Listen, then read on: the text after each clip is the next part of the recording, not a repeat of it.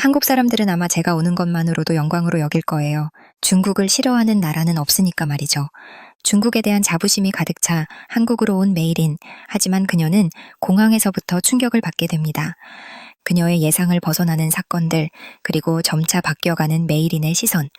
과연 그녀는 한국과 중국의 진짜 모습을 깨달을 수 있을까요? 안녕하세요, 여러분. 감동주파수의 김희정입니다. 어느덧 11월도 끝을 향해 달려가네요. 2024년의 달력이 한 장 남았다니 시간이 참 빠른 것 같습니다. 오늘도 여러분께 흥미롭고 감동적인 사연을 들려드리려고 하는데요. 오늘의 사연 주인공은 중국에서 한국으로 교환학생을 온 중국인 유학생 메이린 양의 사연입니다. 한국을 별로 탐탁지 않아 하던 그녀는 한국에 도착한 첫날부터 큰 충격을 받게 되는데요. 과연 한국에서 어떤 일들을 겪었길래 그녀의 생각이 달라지게 된 걸까요? 사연자를 대신해 제가 읽어드리겠습니다. 안녕하세요. 저는 메이린이라고 합니다. 상하이 대학교에서 국제문화학을 공부하고 있는 3학년이에요. 사실 이번 학기에 교환학생으로 한국에 오게 됐는데 솔직히 말씀드리면 처음에는 한국에 별로 오고 싶지 않았어요. 원래 저는 일본이나 미국으로 가길 바랐거든요. 그런데 갑자기 저 대신 한국으로 가기로 했던 친구가 아프게 되면서 교수님이 저에게 한국에 가달라고 부탁하셨죠. 한국에 간다고 내가 배울 게 얼마나 있을까 하는 생각이 들었지만 결국 교수님의 부탁을 거절할 수는 없었어요.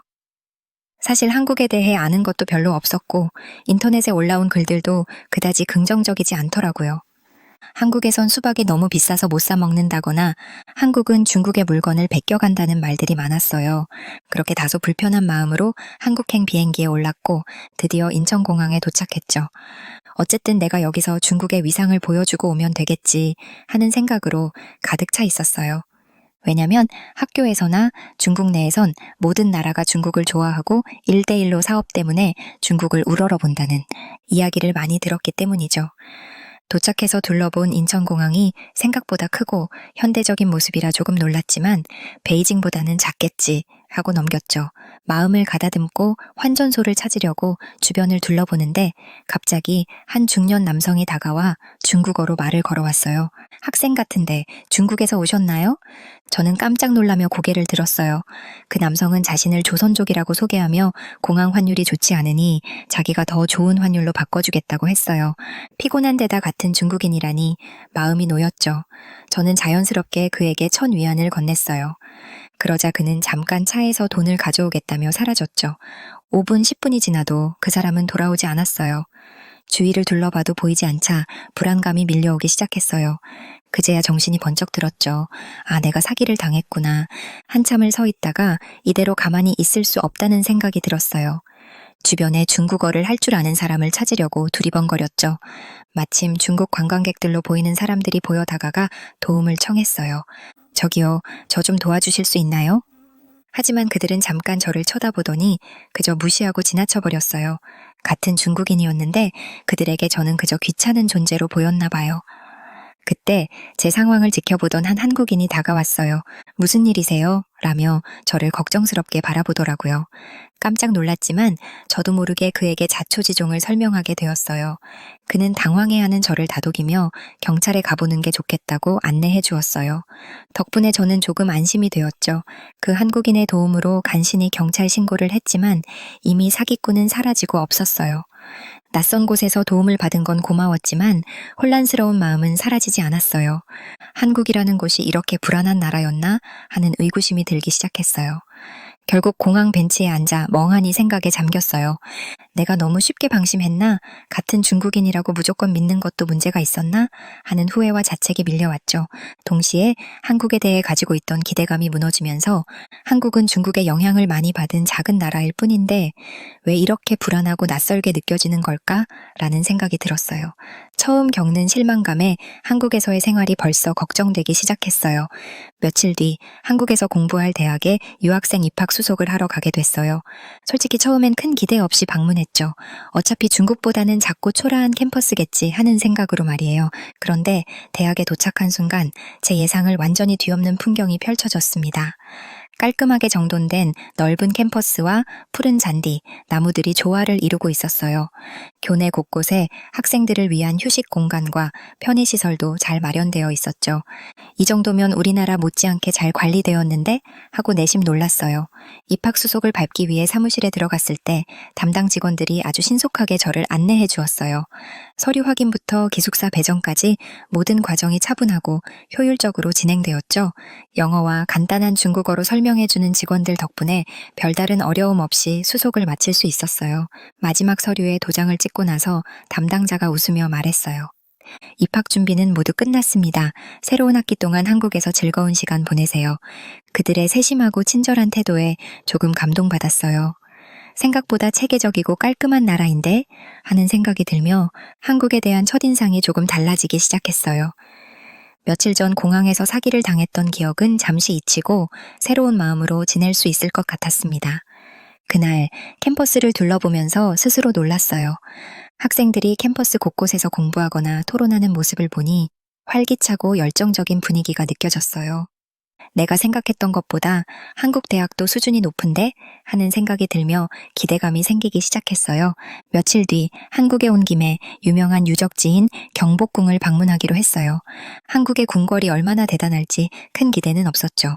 중국의 자금성과 비교하면 작고 소박할 거라 생각했으니까요. 그런데 지하철을 타고 도착한 경복궁은 생각보다 웅장하고 깔끔하게 보존되어 있어서 놀랐어요. 지붕과 웅장한 기둥들, 정교한 장식까지 하나하나 정성 들여 관리된 모습이 인상적이었죠. 궁궐 앞에서 사진을 찍으며 주변을 둘러보니 마치 시간이 멈춘 듯한 느낌마저 들었어요. 이렇게 역사와 전통을 소중히 보존하는 모습이 조금은 의외였죠. 경복궁을 둘러보며 사진을 찍고 있는데 멀리서 중국어로 크게 이야기하는 소리가 들렸어요. 고개를 돌려보니 한 무리의 중국인 관광객들이 큰 소리로 떠들며 경복궁을 돌아다니고 있었어요. 같은 중국인들이라 반가워지면서도 그들의 행동이 조금 불편하게 느껴지기 시작했어요. 그들은 경복궁 가이드의 안내를 무시한 채 출입금지 구역에 들어가 사진을 찍고 있었어요. 한 남성은 심지어 궁궐의 기둥을 손으로 만지며 장난스레 웃고 있었습니다. 저도 모르게 그들의 행동이 당황스럽게 느껴지기 시작했어요. 그때 제 옆에 있던 한국인들이 조용히 눈살을 찌푸리며 그들을 바라보는 것을 느꼈어요. 저렇게 큰 소리로 떠드는 건 예의가 없는데 라는 한국인들의 낮은 목소리가 들려왔고 그중 한 사람은 한국에서는 저런 행동이 무례해 보여요 라고 친구에게 설명하는 것 같았어요. 주변 한국인들의 표정을 보니 저도 모르게 부끄러운 감정이 올라왔어요. 우리 중국인이 외국에서는 이렇게 무례하게 보일 수도 있구나 하는 생각이 들면서 처음으로 제 자신이 조금 부끄러워지기 시작했어요. 한편으로는 그동안 제가 가졌던 자부심이 약간 불편하게 느껴졌습니다. 그 후로 경복궁을 걸으면서 한국의 문화와 질서가 조금씩 달라 보이기 시작했어요.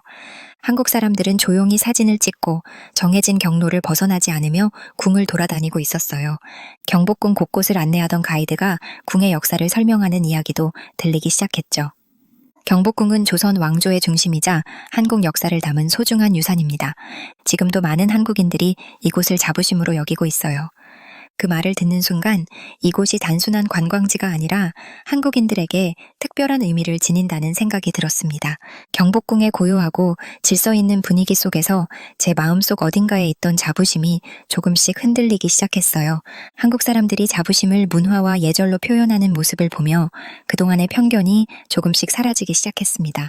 그날 경복궁을 둘러보며 저는 생각했어요. 한국에 대해 조금 더 알고 이해해 봐야겠어. 그날 이후 제 마음속에 변화가 일어나기 시작했습니다. 한국 생활이 조금씩 익숙해질 무렵 기숙사에서 룸메이트 지연과 처음 인사를 나누게 되었어요. 한국어를 잘 못해서 걱정이었지만 첫 만남부터 지연은 아주 친절하게 저를 맞이해 주었어요.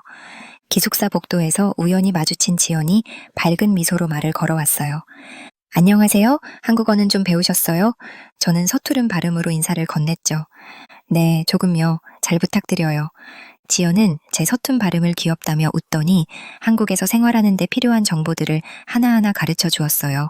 그러더니 혹시 오늘 저녁 시간 괜찮으시면 친구들이랑 같이 식사하러 갈래요? 하고 제안했어요. 조금 망설였지만 한국 친구들과 친해질 좋은 기회라는 생각이 들어서 기꺼이 따라 나섰습니다. 지연과 그녀의 친구들과 한식당에 도착했어요. 메뉴판을 보며 익숙하지 않은 한국 음식을 고르느라 고민하자 친구들이 메뉴 하나하나를 친절하게 설명해 주었죠. 친구들의 추천으로 비빔밥과 불고기를 주문했는데 한국 음식은 생각보다 매웠지만 맛이 깊고 건강에도 좋다는 느낌이 들었어요. 친구들은 저를 보며 웃으며 말했어요. 한국에서 매운 거 못 먹으면 살기 힘들 거예요. 맞아요. 천천히 적응해봐요. 저녁 식사가 끝나자 자연스럽게 술 한 잔씩 곁들여지기 시작했어요. 친구들은 저에게 한국에서는 술을 마실 때 하는 게임들이 많다며 가볍게 술 게임을 알려주겠다고 했어요. 그 중에서도 아파트 게임을 가장 먼저 배우게 되었어요. 친구들이 박자를 맞추며 아파트 게임을 시작하자 저는 처음엔 게임 룰을 몰라서 실수를 했지만 친구들이 다 같이 웃으며 저를 응원해 주었어요. 게임을 하며 조금씩 술에 취해가는 친구들의 모습에 저도 모르게 마음이 풀어졌고 서먹함이 어느새 사라지기 시작했어요. 지연이 말했어요. 이렇게 게임하면서 마시다 보면 더 빨리 친해질 수 있어요. 저도 동의하며 말했죠. 맞아요. 이거 재밌네요. 덕분에 한국 친구들과 더 가까워지는 기분이에요. 친구들은 제 한국어 발음이 귀엽다며 저를 격려했고 함께 웃고 떠들며 더 빨리 친해질 수 있었어요. 이 자리에서 느낀 따뜻함과 배려 덕분에 제가 한국에서 혼자가 아니라는 생각이 들었어요. 한국에서 생활한 지 몇 주가 지나자 한국의 첨단 기술과 편리한 시스템이 제 일상 곳곳에서 느껴지기 시작했어요. 처음에는 잘 몰랐지만 지연이 알려준 대중교통 앱과 무제한으로 사용할 수 있는 공공 와이파이 덕분에 생활이 훨씬 편리해졌어요. 특히 교통카드 하나로 지하철과 버스를 자유롭게 갈아탈 수 있다는 점이 무척 인상적이었어요. 한국에 오기 전 대중교통이 복잡할 거라 걱정했지만 앱으로 실시간 위치와 도착 시간을 확인할 수 있어서 길을 찾는 게 아주 쉬웠죠. 버스를 타고 내릴 때마다 단말기에 카드를 대면 되니 정말 간편했어요. 한국의 초고속 인터넷도 처음엔 믿기지 않을 정도였어요. 어디서나 초고속 와이파이가 잘 터졌고 데이터 속도도 빨라서 영상을 보거나 자료를 찾는데 전혀 불편함이 없었죠. 덕분에 제가 한국어를 연습하거나 한국 뉴스를 접하는데도 도움이 많이 됐어요. 어느 날 지연이 한국의 스마트 편의점을 보여주겠다며 저를 데려갔어요.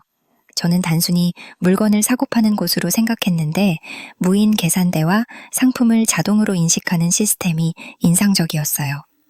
계산대에 물건을 올려놓기만 하면 자동으로 합산되고 결제도 쉽게 할 수 있었죠. 지연이 말했어요. 여기서는 현금이 거의 필요 없어요. 다 카드나 스마트폰으로 결제할 수 있어요. 저는 고개를 끄덕이며 감탄했어요. 한국에서는 일상의 모든 것이 빠르고 효율적으로 돌아간다는 생각이 들었죠. 한국에서 이렇게 발전된 생활을 경험하다니 하는 생각이 들며 한국에 대한 인식이 점점 더 긍정적으로 변하기 시작했어요. 첨단 기술이 일상 곳곳에 스며들어 있는 한국을 보며 한국이 제가 생각했던 것보다 훨씬 앞서 있는 나라라는 것을 실감했어요. 어느 날 한국 친구들과 함께 캠퍼스 카페에서 대화를 나누고 있었어요. 한국에서의 생활에 대해 이야기를 하던 중 친구들은 자연스럽게 중국에 대한 주제를 꺼냈죠. 요즘 중국은 경제적으로 많이 성장했지? 라며 누군가가 물었어요. 처음엔 대화가 긍정적이어서 저도 중국의 발전을 자랑스럽게 이야기하기 시작했어요. 중국의 첨단 도시와 기술, 문화적 역사에 대해 말하면서 괜히 뿌듯해졌죠. 하지만 대화가 이어지면서 친구들이 중국의 환경 문제나 인터넷 검열에 대해 걱정스럽다는 의견을 내놓기 시작했어요. 한 친구는 중국에 가면 인터넷이 제한되어서 불편했다 라고 말했고 다른 친구는 중국의 환경 오염 문제나 한국과의 역사적 갈등에 대한 이야기까지 꺼냈어요. 처음엔 조금 불쾌해졌어요. 한국 친구들이 중국을 이렇게 생각하다니 라는 생각이 들었죠. 저는 중국도 많이 발전하고 있고 이런 문제들은 곧 개선될 거야 라고 했지만 친구들은 여전히 조심스럽게 의견을 이어갔어요. 그렇긴 하지만 중국이 다른 나라와 협력할 때도 조금 더 신경 써줬으면 좋겠어. 친구의 말을 들으며 가슴 한편이 답답해졌어요. 동시에 친구들의 진지한 표정을 보면서 한국에서 바라보는 중국의 모습이 다를 수 있음을 조금씩 이해하기 시작했어요. 며칠 후 친구들과 편의점에 갔다가 한국에서 인기 있다는 불닭볶음면을 처음 맛보게 됐어요. 저는 이 라면이 처음엔 중국 음식인 줄 알았어요. 그런데 친구가 이거 완전히 한국 라면이야 라고 말하는 겁니다. 놀라서 주변을 둘러보니 제가 중국산이라고 생각했던 옛날 당면, 맛소금도 한국에서 만들어진 제품이라는 사실을 알게 됐어요. 순간 충격을 받았어요. 그동안 중국에서 한국 제품이 우리 걸 따라한 거라고만 생각했는데 알고 보니 반대였다는 사실이 믿기지 않았죠. 한국 친구들이 웃으며 이런 음식들도 원래는 다 한국에서 시작한 거야 라고 설명할 때 머릿속이 복잡해졌어요. 한국에서의 경험을 통해 한국에 대해 더 잘 알아가야겠다는 생각이 들기 시작했어요. 며칠 후 한국 친구들이 역사 박물관에 가자고 제안했어요. 한국에 와서 생활하는 동안 많은 것을 배웠지만 그 나라의 깊은 역사와 문화를 더 알고 싶어졌기에 흔쾌히 동참했죠. 박물관에 들어서자 다양한 한국 전통 유물들이 눈에 띄었어요. 특히 조선시대의 문화재와 고대 왕조의 유물들이 전시되어 있었죠. 그 중에서도 한복이 눈길을 끌었어요. 한복을 입은 마네킹들을 보고 친구가 설명을 이어갔습니다. 이 한복은 한국의 전통 의상인데 그 안에는 많은 의미가 담겨 있어. 색상과 디자인이 각 계층이나 역할에 따라 달랐고 심지어 색상만 봐도 그 사람의 지위나 나이, 상황을 알 수 있었지.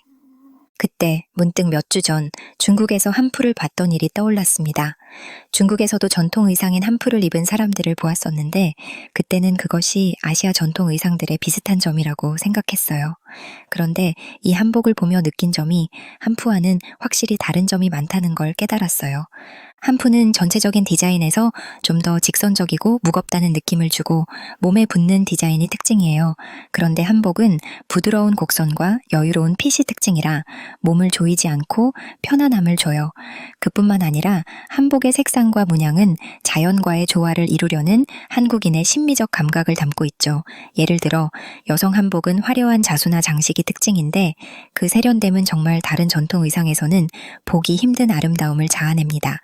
친구는 계속해서 한복의 세부적인 부분을 설명해 주었어요. 이렇게 묶는 옷고름은 단순한 장식이 아니라 그 사람의 사회적 지위와 관련이 있어. 예를 들어 왕족이나 귀족들은 더 고급스러운 자수로 장식된 옷고름을 착용했지. 그 이야기를 들으면서 한복이 단순한 옷이 아니었다는 걸 알게 되었어요. 그 안에는 깊은 역사와 의미가 담겨 있고 한 나라의 전통을 온전히 표현할 수 있는 아름다운 의상이라는 생각이 들었습니다. 또 한푸와 비교했을 때 한복은 단순히 옷을 넘어 한국 고유의 문화와 정체성을 담은 의상이라는 걸 확신하게 되었죠. 박물관을 떠날 때쯤 한복의 고유한 아름다움과 그 안에 담긴 역사적 의미가 저에게 깊은 인상을 남겼어요. 한국의 전통을 더 알게 된 기회였고 그만큼 이 나라의 문화를 이해하는데 더 가까워진 느낌이 들었어요. 또한 한국의 전통 의상인 한복을 다시 보게 되었을 때 그것이 다른 전통 의상들과는 비교할 수 없는 독특함을 지닌 의상이라는 점을 확실히 느꼈답니다. 어느 날 지연과 함께 명동에서 쇼핑을 하던 중 우리는 지하철을 타고 집으로 돌아가기로 했어요. 명동은 사람으로 붐비는 곳이라 쇼핑이 끝나고 난 후에는 피곤함이 몰려왔죠. 지하철 안에 타자마자 조금 지친 기분이었지만 자리를 찾기 힘들었어요. 그때 한 노인이 지하철 안으로 들어오셨는데 많은 사람들이 고개를 돌리고 피곤한 듯한 표정을 짓고 있었어요. 지연이 갑자기 일어나며 말했어요. 메일인 저기요, 저 노인분께 자리를 양보해야겠어요. 말이 끝나기 무섭게 지연은 가벼운 미소와 함께 자리를 일으켰습니다. 저는 처음에는 그 행동이 너무 자연스러워 보였고 무엇보다 지연의 태도가 매우 여유롭고 친절하다는 생각이 들었어요. 한국 사회에서 자연스럽게 일어나는 배려의 모습을 처음으로 보고 그동안 내가 놓쳤던 부분들을 깨닫게 되었습니다. 자리를 양보받은 노인은 감사의 말을 전하시며 자리를 차지하셨고 그 후에도 몇 명의 사람들이 다시 자리를 양보하며 지하철 안은 더 이상 무거운 분위기가 아니었어요. 그 모습을 보면서 한국에서는 배려가 단지 예의가 아니라 일상 속에서 사람들 간의 자연스러운 소통 방법임을 깨달았죠. 누군가가 힘든 순간을 겪을 때 이 작은 배려가 서로의 마음을 이어준다는 것이 참 감동적이었어요. 지연은 저에게 미소를 지으며 말했어요. 한국에서는 이런 배려가 당연한 일인 것 같아요. 어르신들께 자리를 양보하는 건 모두가 해요. 내가 어릴 때부터 배운 거예요. 그 말을 들으면서 제가 생각하던 배려라는 개념이 조금 달라졌어요. 예전에는 그저 의무적으로 해야 하는 것 같았고 조금 귀찮거나 불편하게 느껴졌던 적도 있었어요. 하지만 한국에서는 그 배려가 사람과 사람을 연결해주는 중요한 끈이 되었고, 그것이 당연하게 실천되는 모습을 보며 저는 진심으로 감동을 받았어요. 지연은 제가 놀라워하는 표정을 보며 웃었어요. 사실 많은 사람들이 배려를 통해 서로를 돕고 있어요. 한국은 사람들이 서로를 아끼는 마음이 깊은 나라예요. 그 말을 들으니 이제 저는 그 배려가 왜 한국 사회에서 중요한 가치가 되었는지 조금 이해할 수 있었어요. 그리고 그런 마음을 갖고 사는 사람들이 많다는 사실에 대해 더 큰 감사함을 느꼈습니다. 이 작은 행동들이 사회를 더욱 따뜻하고 좋은 곳으로 만들어가는 걸 보면 한국에 와서 정말 많은 것을 배우고 있다는 생각이 들었어요. 그리고 그날 저녁 저는 집으로 돌아오는 길에 한국 친구들과 다시 만나며 감사의 말을 전했어요. 여러분, 한국에 와서 정말 많은 걸 배우고 있어요. 지연, 오늘 배려에 대해 많이 생각하게 되었어요. 한국 사람들은 이렇게 자연스럽게 배려하고 다른 사람을 존중하는 걸 너무 멋지게 실천하고 있더라고요. 지연은 미소를 지으며 대답했어요. 그게 한국의 정신이에요. 작은 배려가 큰 변화를 만들어가죠. 저는 그 순간 한국의 일상적인 배려가 단지 규범이 아닌 사람들 사이의 따뜻한 연결고리임을 느꼈어요. 그리고 더 이상 내 나라의 가치만을 고집하지 않고 다른 문화와 가치를 존중하려는 마음을 가지게 되었죠. 그 후로 저는 한국에서의 생활이 더 친근하고 따뜻하게 느껴졌습니다. 한국에서 6개월을 지낸 뒤 나는 점점 이 나라의 언어와 생활에 익숙해졌어요. 처음엔 낯설고 어색했던 모든 것들이 이제는 하나하나 소중한 경험으로 바뀌었고 한국에서의 생활이 더 이상 부담스럽지 않게 느껴졌죠. 6개월이라는 시간이 꽤 짧게 느껴졌지만 그동안 내가 경험한 모든 것들은 나에게 엄청난 영향을 주었고 이제 그 시간을 떠나려니 쉽지 않았죠. 그날은 한국에서의 마지막 강의였어요. 교수님은 우리에게 각자 한국에서의 경험에 대해 발표할 기회를 주셨어요.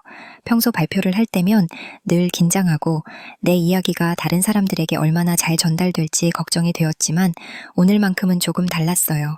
나 자신이 얼마나 변했는지 또 그 변화가 어떻게 나를 성장시켰는지를 말할 수 있을 것 같은 기분이 들었어요. 나는 천천히 말을 시작했어요. 안녕하세요. 저는 메이린입니다. 오늘은 한국에서의 6개월 동안 제가 배운 것과 느낀 점을 여러분과 나누고자 합니다. 처음에는 한국에 대한 편견이 있었던 나였어요. 한국의 문화, 사람들, 생활 방식이 처음엔 낯설고 어색했죠. 한국은 너무 작고 과연 내가 여기에서 무엇을 배울 수 있을까 하는 의구심도 있었어요. 하지만 그 모든 것이 점차 사라지고 이제는 이곳에서의 경험이 나에게 얼마나 큰 의미를 가졌는지 깨달을 수 있었어요. 처음에는 한국의 음식이 너무 매워서 힘들었고 길거리에서 만나는 사람들의 빠른 걸음도 불편했어요. 하지만 시간이 지나면서 그 음식들이 제 입맛에 맞게 되었고 사람들의 바쁜 일상 속에서도 서로를 챙기려는 배려를 보면서 저는 많은 것을 배웠습니다. 한국 사람들의 친절함, 예의 바른 태도, 그리고 무엇보다 그들이 가진 강한 민족 의식과 독립적인 정신은 내게 큰 감동을 주었어요. 그리고 내가 고백하고 싶었던 한 가지는 내가 그동안 얼마나 자기중심적인 시각으로 세상을 봤는지에 대한 깨달음이었어요. 내가 속한 문화, 내가 살아온 방식이 전부라고 생각했던 내가 이제는 다른 문화에 대해 더 열린 마음으로 받아들일 수 있게 되었다는 점이에요. 한국에서 배운 것 중에서 가장 중요한 건 문화는 단순히 전통이나 음식, 의상 같은 것이 아니라 사람들의 마음가짐과 삶의 방식이라는 것이었어요. 그리고 그 삶의 방식 속에는 서로를 존중하고 배려하는 마음이 담겨 있었습니다. 발표를 마친 후 교수님과 친구들은 나에게 큰 박수를 보내주었고 그들의 격려 속에서 나는 내가 이곳에서 정말 많이 성장했음을 느꼈어요. 특히 지연은 눈물을 흘리며 나를 향해 말했죠. 너 정말 많이 변했어, 메이린. 이제는 우리가 얼마나 다르든 그 차이를 존중하고 서로를 이해할 수 있는 사람이 되었구나. 그 말을 들으면서 나는 조금 떨리는 마음으로 그동안 내가 배운 모든 것들에 감사했어요. 그리고 나의 작은 변화가 얼마나 큰 의미를 가질 수 있는지에 대해 다시 한번 깨닫게 되었죠. 한국에서의 경험이 내 삶을 바꿔놓았고 그로 인해 나는 더 나은 사람으로 성장한 것 같았어요. 그동안 저를 도와주신 모든 분들께 감사드립니다. 특히 제게 많은 걸 가르쳐준 지연, 그리고 모든 한국 친구들, 교수님께 진심으로 감사드려요. 여러분 덕분에 저는 조금 더 열린 시각을 가질 수 있게 되었어요. 발표가 끝난 후 교수님은 나에게 다가와 말씀하셨어요. 메이린, 너의 변화가 정말 멋지구나. 앞으로도 계속 그 열린 마음으로 세상을 바라봐. 너의 경험은 많은 사람들에게 큰 교훈이 될 거야. 그 말을 들으며 나는 조금 울컥했어요. 한국에서의 마지막 순간, 그동안 나를 위해 힘써준 모든 이들과의 기억을 마음속 깊이 간직하며 나는 이제 귀국을 준비했어요. 하지만 내가 떠난다고 해도 한국에서의 경험은 내 인생의 중요한 일부로 남아있을 거라는 것을 확신했죠. 그렇게 나는 한국에서의 소중한 시간들을 마무리하며 내 삶의 새로운 여정을 향해 나아갈 준비를 마쳤습니다. 한국에서의 시간이 끝나고 나는 중국으로 돌아왔어요. 한국에서 얻은 값진 경험들을 마음에 새기며 다시 고향에서 새로운 시작을 맞이할 준비를 했죠. 그런데 귀국 후 내가 가장 먼저 부딪힌 것은 바로 한국에 대한 잘못된 정보와 편견들이었어요. 인터넷에서 접한 여러 뉴스와 댓글들은 내가 한국에서 겪은 현실과는 너무나 달랐어요. 특히 한국에 대한 왜곡된 이야기를 접할 때마다 가슴이 답답했죠. 예를 들어 한국에서 수박이 비싸서 한국 사람들은 수박을 못 사 먹는다는 댓글을 보았을 때 저는 깜짝 놀랐어요. 한국에서 나는 여름마다 수박을 먹었고 그 가격이 그렇게 비쌌던 기억은 없었거든요. 그리고 또 한국이 중국 제품을 베꼈다는 댓글도 마찬가지였어요. 한국에서의 생활 동안 오히려 한국 제품들은 독창적이고 혁신적인 것들이 많다는 것을 경험했기 때문에 그런 주장에 화가 났어요. 이건 정말 말도 안 돼. 속으로 그렇게 생각하며 나는 한국에 대해 잘못된 정보를 바로잡기 위해 댓글을 달기 시작했어요. 수박에 대한 게시글을 보고는 한국의 수박은 계절마다 자주 먹을 수 있는 과일이었고 가격도 합리적이었다며 실제 경험을 토대로 반박했어요. 그리고 중국 제품을 베꼈다는 주장이 올라올 때마다 나는 한국의 대표적인 혁신적인 제품들, 예를 들어 삼성의 스마트폰, LG의 전자기기 등 실제로 한국에서만 볼 수 있는 제품들을 언급하며 그런 주장이 틀렸음을 지적했죠. 내가 알고 있는 사실과 내가 한국에서 겪었던 경험을 바탕으로 나는 여러 가지 글에 정정 댓글을 달기 시작했어요. 내가 한국에서 살면서 배운 것들, 그리고 한국에서 겪은 따뜻한 사람들의 마음과 배려를 전하고 싶었어요. 그리고 사람들이 서로 다르다는 이유로 편견을 가지는 것이 아니라 차이를 존중하고 이해하는 것이 얼마나 중요한지를 이야기하고 싶었죠. 한국은 결코 중국을 베낀 나라가 아니다. 한국의 독창성과 혁신은 전 세계가 인정하는 사실이다. 이런 글을 남기며 나는 조금씩 한국에 대한 올바른 정보를 퍼뜨려 나갔어요. 그 과정에서 내가 느낀 것은 내가 한국에서 배우고 겪은 것이 단지 개인적인 경험에 그치지 않고 내가 속한 사회에서도 변화를 일으킬 수 있다는 것이었어요. 그 외에도 한국의 역사와 문화를 더 잘 알리기 위해 한국의 전통 의상인 한복이나 한국의 음식 문화, 그리고 한국 사회의 발전에 대해서도 적극적으로 글을 썼어요. 무엇보다 중요한 것은 한국에 대한 편견을 깨고 진정한 의미에서 서로를 이해하고 존중하는 마음을 나누는 일이었어요. 그래서 나는 이 작은 노력이 다른 사람들에게도 영향을 미칠 수 있기를 바랐습니다. 그렇게 몇 달이 지나고 내가 남긴 댓글들이 하나둘씩 사람들의 반응을 얻기 시작했어요. 한국에 대한 잘못된 인식들이 점차 바로잡히고 사람들이 한국에 대한 관심을 갖기 시작한 것을 느꼈죠. 물론 아직도 한국에 대한 편견을 가진 사람들이 있겠지만 나는 내가 할 수 있는 만큼 조금씩 올바른 정보를 전파하며 세계 시민으로서의 책임감을 다할 수 있다는 사실에 큰 만족을 느꼈어요. 다른 문화를 존중하고 이해하는 마음을 갖는 것이 진정한 세계 시민이 아닐까요? 나는 항상 이 생각을 되새기며 내 경험을 통해 얻은 지식과 마음가짐을 세상에 조금씩 전달하고자 했습니다. 한국에서의 시간은 단지 여행이나 유학의 경험이 아닌 나 자신을 변화시키고 나와 다른 사람들, 다른 문화를 이해할 수 있는 기회를 준 소중한 시간이었어요. 앞으로도 나는 한국에서 배운 이 소중한 교훈들을 계속 실천하며 살아갈 거예요. 라고 사연 보내주셨네요. 메이리는 한국에서의 경험을 통해 단순히 문화적 차이를 이해하는 것을 넘어 그 차이를 존중하고 받아들이는 법을 배우게 되었죠. 또한 한국에 대한 잘못된 정보들에 대해서도 용기 있게 나서서 바로잡는 모습은 정말 인상적이었습니다. 진정한 세계 시민으로서의 책임감을 다하며 한국과 중국을 넘어서 서로 다른 문화를 이해하고 존중하려는 메이린의 모습은 많은 사람들에게 큰 교훈이 될 것입니다. 여러분도 이렇게 다른 문화에 대해 열린 마음으로 다가가며 더 넓은 세상을 바라보는 경험을 해보세요. 오늘 이야기가 여러분에게도 작은 변화의 계기가 되었길 바랍니다. 혹시 여러분의 주변에도 이런 감동적인 이야기나 경험이 있다면 댓글로 공유해주세요. 그리고 이 영상이 마음에 드셨다면 좋아요와 구독, 알림 설정도 부탁드려요. 여러분의 소중한 댓글과 응원이 우리 채널을 성장시키는 힘이 됩니다. 앞으로도 더욱 감동적인 사연으로 여러분을 찾아뵙겠습니다. 영상 끝까지 시청해주셔서 대단히 감사합니다. 구독자 여러분들 사랑하고 감사합니다. 감동주파수 김희정이었습니다.